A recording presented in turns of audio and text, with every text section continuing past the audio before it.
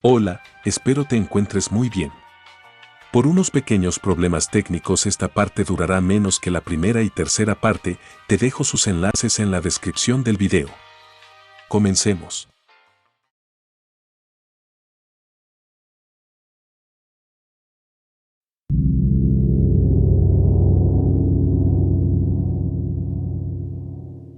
Al menos 17 trabajadores fallecieron luego de ser bañados con acero fundido a más de 1500 grados.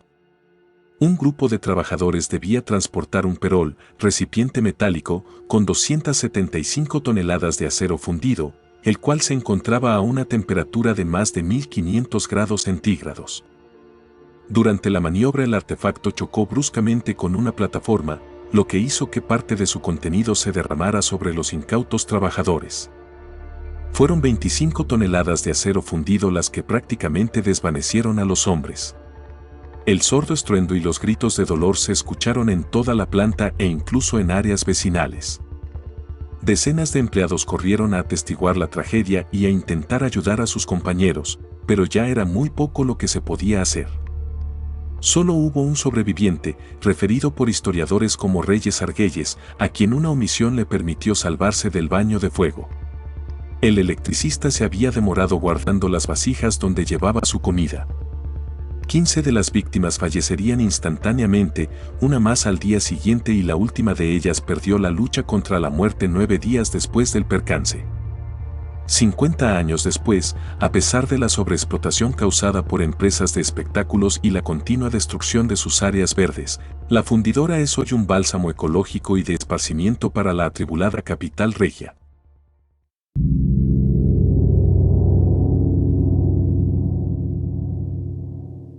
El accidente ferroviario de Saltillo, o más conocido como el trenazo de Puente Moreno, se produjo el 4 de octubre de 1972 cuando el tren de pasajeros de Ferrocarriles Nacionales de México, o el Tren Peregrino, que viajaba de Real de 14 a Saltillo, se descarriló en la pendiente del tramo Carneros en Puente Moreno, a 7 kilómetros de la ciudad de Saltillo. De las 1.564 personas que viajaban a bordo, 234 murieron. No hay datos de cuántos heridos hubo y las cifras oficiales de los muertos no coinciden debido a la magnitud del accidente. Se estima que las muertes ascienden a miles y no a cientos como la PGR de aquel entonces dio a conocer. El tren viajaba a 120 km por hora cuando entró a la pendiente del accidente, traspasando la velocidad permitida de 60 km por hora. Hasta ahora se mantiene la versión de que el accidente se produjo por una falla técnica debido a lo viejo de los vagones, en la cual no funcionaron los frenos, provocando el descarrilamiento a una velocidad máxima. La otra versión dada por las autoridades de aquel año fue por negligencia por parte de la tripulación, que, según la versión, iban alcoholizados.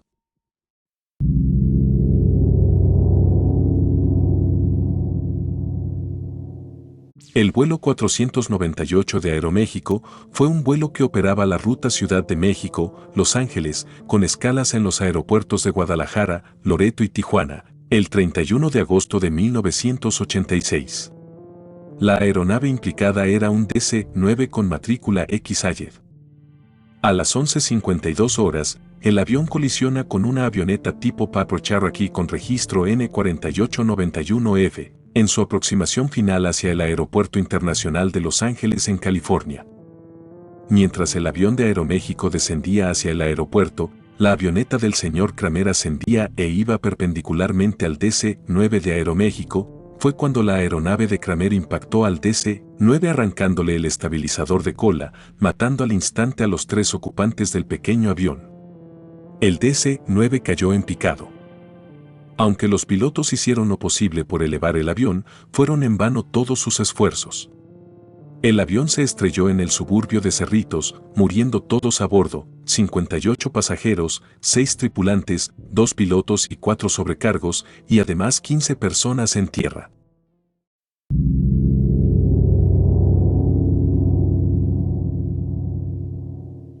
Fue un 9 de diciembre de 2012 cuando el espectáculo mexicano se despertó con una triste noticia. La aeronave que trasladaba a la cantante Jenny Rivera tras un concierto en la Arena Monterrey a la ciudad de Toluca había perdido la comunicación con los radares a minutos de su despegue. Todo era incierto. No se conocía nada sobre el paradero de la intérprete de la Gran Señora y las especulaciones sobre su muerte comenzaban a surgir. Cuando se conoció que el Learjet 25, con matrícula N345MC, había caído en la Sierra Madre Oriental en el municipio de Iturbide, en Nuevo León, los peores miedos de sus seguidores comenzaron a hacerse realidad. No había ningún sobreviviente.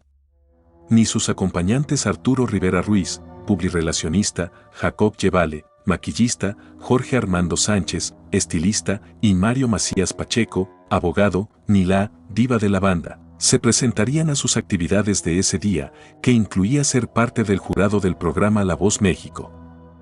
Su voz se había apagado a los 43 años, la misma edad que el avión que abordó a las 3 de la mañana. Aunque en un inicio la Dirección General de Aeronáutica Civil explicó que, debido al grado de destrucción de la aeronave, que cayó en picada y luego explotó, no era posible determinar la causa del accidente. Posteriormente se conoció un informe que detalló una cadena de errores en el vuelo que volaba a 28.000 pies de altura con una velocidad cercana a los 1.000 kilómetros por hora. Entre los desaciertos, se encontró que el capitán que piloteaba el jet, Miguel Pérez Soto, tenía 78 años, algunos más que el límite permitido para tripular un artefacto con dicha sobrecarga. En contraste, esta falla a la normatividad se sumó a que su copiloto, Alessandro Torres Álvarez, solo tenía 21 años, con una licencia que no era apta fuera de los Estados Unidos. La familia acudió al lugar de los hechos para esclarecer la situación. Entre el desastre, encontraron una página de la Biblia que Jenny llevaba consigo, que actualmente guarda su madre. Una cruz de madera recuerda el fatal accidente donde Rivera perdió la vida, con una investigación que fue cerrada por las autoridades mexicanas a finales de 2014.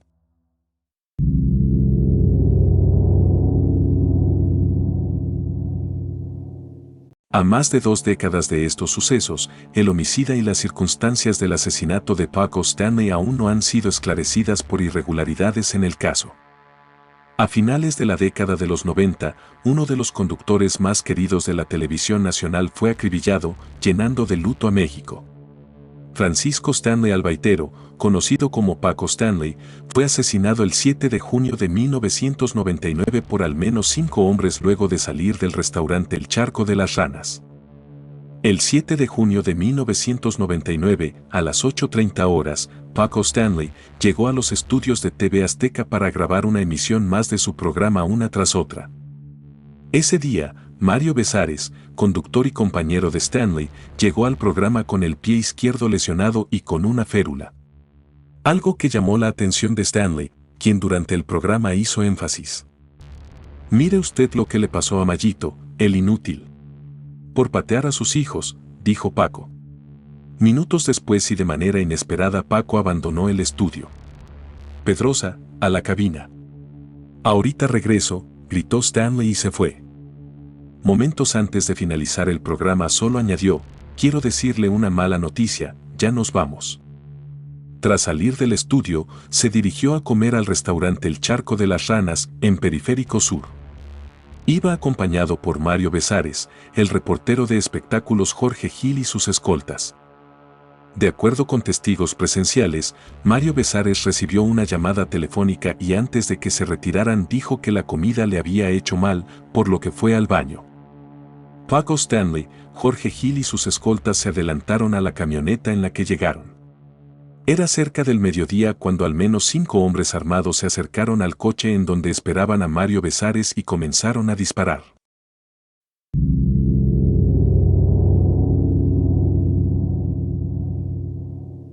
La inundación de Tabasco y Chiapas de 2007 fue un evento ocurrido a partir del 27 de octubre de ese año en los estados mexicanos de Tabasco y Chiapas, a causa de crecidas históricas en los ríos que recorren ambas entidades y terminó el 15 de diciembre del 2007. Aunque la emergencia culminó el 27 de noviembre cuando finalizó el rescate de personas, la inundación de la ciudad culminó hasta el 15 de diciembre de 2007, fecha en la que se terminó de extraer el agua de las calles de la ciudad de Villahermosa. Los mayores daños se dieron en la capital tabasqueña, la ciudad de Villahermosa y en el municipio de Ostoacán, Chiapas.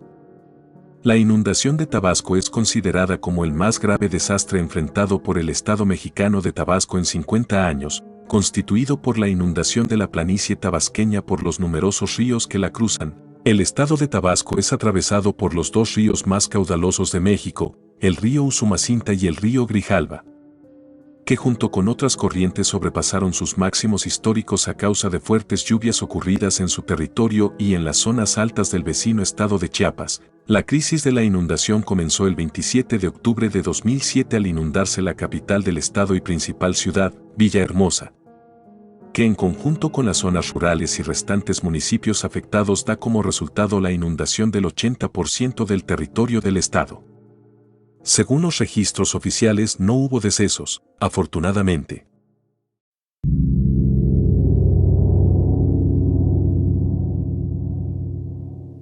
En la década de los 80 ocurrió un accidente nuclear en la zona norte del país, al cual se le ha llamado el Chernóbil mexicano, por el alcance de contaminación que se generó en México con el cobalto-60. Una extensa investigación de la Comisión Nacional de Seguridad Nuclear y Salvaguardias publicada en 1985 indica que el pasado 25 de noviembre de 1977, el Centro Médico de Especialidades, por sus siglas, CNSNS, de Ciudad Juárez, Chihuahua, adquirió una unidad de teleterapia fabricada en Estados Unidos, la cual utilizaba una fuente de cobalto-60.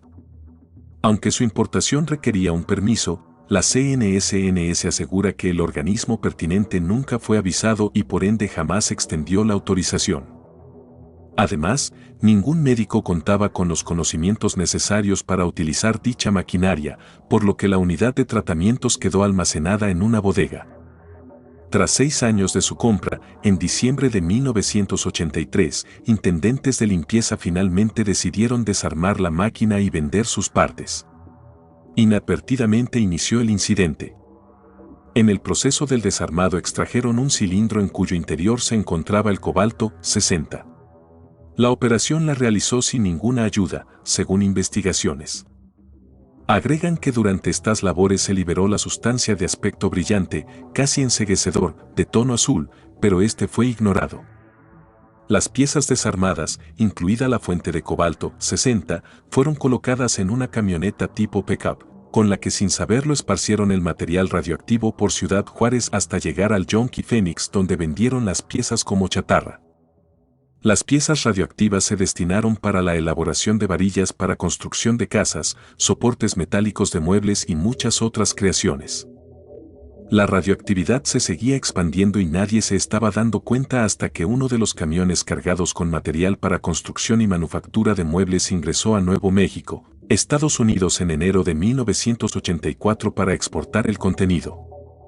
En aquel lugar finalmente fueron detectados los altos niveles de radiación y se inició un proceso para descubrir el origen de todo.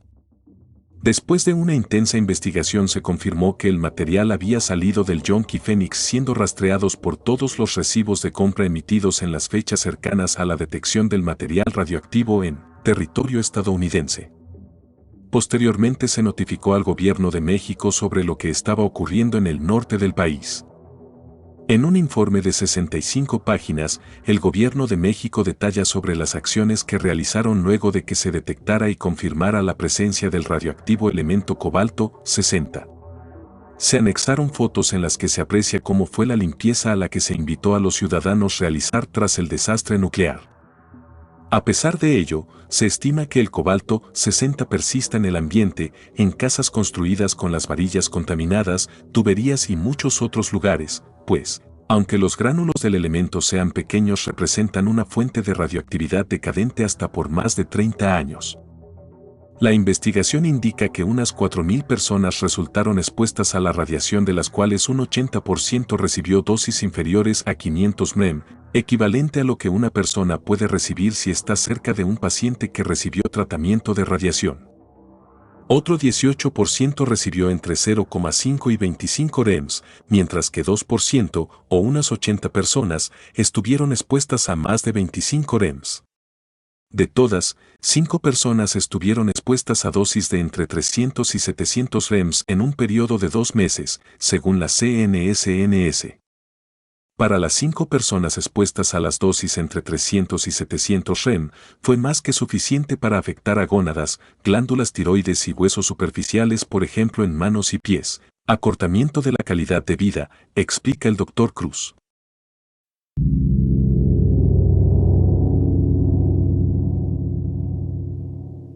El lunes 20 de octubre de 1975 ocurrió una de las peores tragedias de la Ciudad de México, el choque de 2 trenes en la línea 2 del metro. Era una mañana de cielo gris aquel lunes 20 de octubre de 1975. Apenas se habían cumplido 5 años de la inauguración de la línea 2 del metro de la Ciudad de México. El reloj marcaba las 9:36 horas, horario en el que muchos capitalinos ya se encontraban en sus oficios, trabajos y escuelas. Ya no era hora pico, pero el tren número 10 transportaba a 130 pasajeros. Este se encontraba en la estación Chabacano, a punto de salir hacia la siguiente estación, Viaducto. En ese mismo instante, en la estación Viaducto, el tren con el número 8 se encontraba estacionado en espera de su salida. A las 9:40 de la mañana, el tren 10 ya iba a 70 km por hora hacia Viaducto, dirigiéndose directamente hacia el tren 8 estacionado. El conductor del tren 10, al no poder frenar, se lanzó antes de que se estrellara contra el convoy 8 para salvar su vida. Pero los pasajeros ni se imaginaban lo que estaba por ocurrir. El saldo fue devastador, 31 muertos y más de 70 heridos de gravedad. Según las investigaciones que más tarde se realizaron, concluían que al conductor del tren 10, identificado con el nombre de Carlos Fernández, se le habían dado indicaciones de que frenara, pero omitió la orden. Por lo que fue sentenciado a 12 años de prisión, pasando una gran parte de su condena en la cárcel de Lecumberri. A partir de este fatídico accidente, la Secretaría de Transporte Colectivo instauró el uso de pilotaje automático para controlar la aceleración y el freno.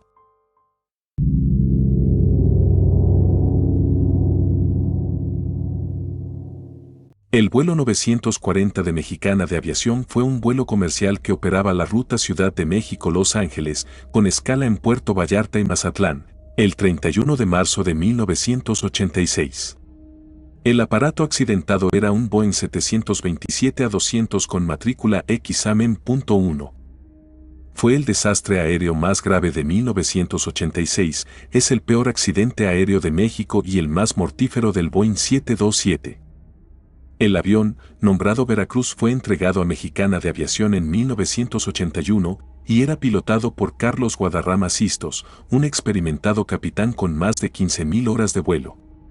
El primer oficial era Philippe Le Piaget Rohrer y el ingeniero de vuelo era Ángel Carlos Peñasco Espinosa.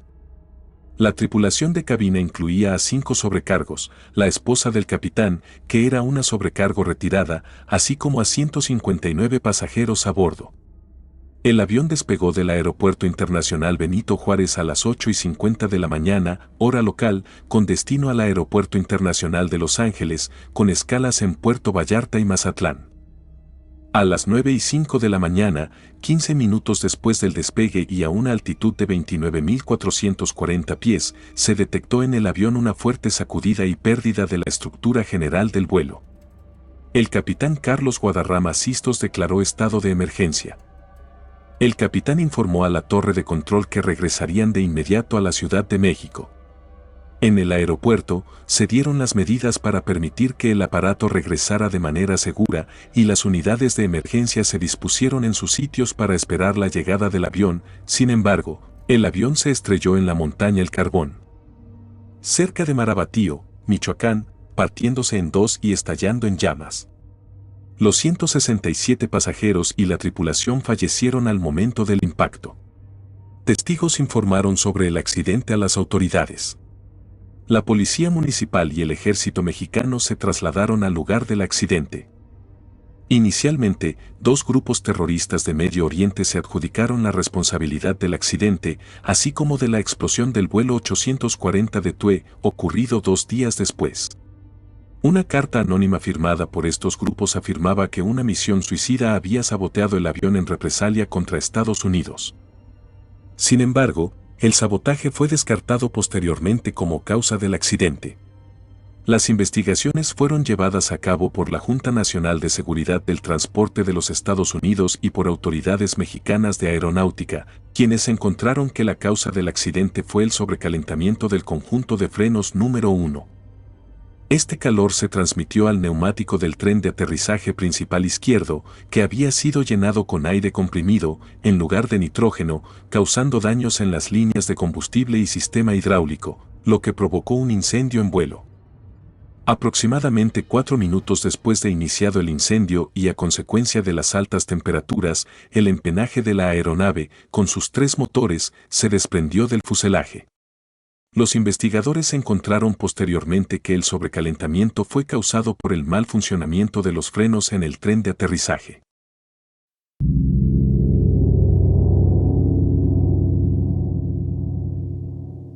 La imprudencia de un conductor de la ruta urbana 120 provocó un fatal accidente que terminó con la vida de varios pasajeros.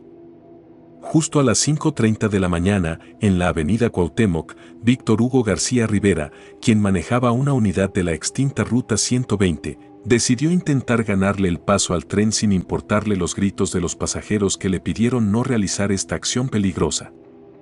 Tras esta maniobra, el ferrocarril embistió a la unidad número 74 en el crucero de Díaz Ordaz, justo atrás de los terrenos que albergó la empresa Protexa. Se indicó que el conductor del tren intentó detenerse, sin embargo, no pudo lograrlo y se impactó a toda velocidad contra el camión urbano que quedó en medio de las vías, arrastrándolo por casi 100 metros. La escena del accidente era catastrófica al ver a las personas buscando a sobrevivientes entre los vehículos destrozados. En el lugar trabajaron más de 300 elementos de corporaciones de rescate y voluntarios, y pese a sus esfuerzos, 18 personas perdieron la vida y 25 más resultaron gravemente lesionadas. Al principio se pensó que el chofer de la ruta 120 había fallecido, sin embargo, después se dijo que huyó del lugar y tras varios meses se entregó a las autoridades. El accidente impactó a toda la población al saber que 18 familias se enlutaron en aquella ocasión. Además, dejó al descubierto la poca señalización que había en los cruces de ferrocarril, así como la imprudencia de los automovilistas que no hacen alto en estas zonas.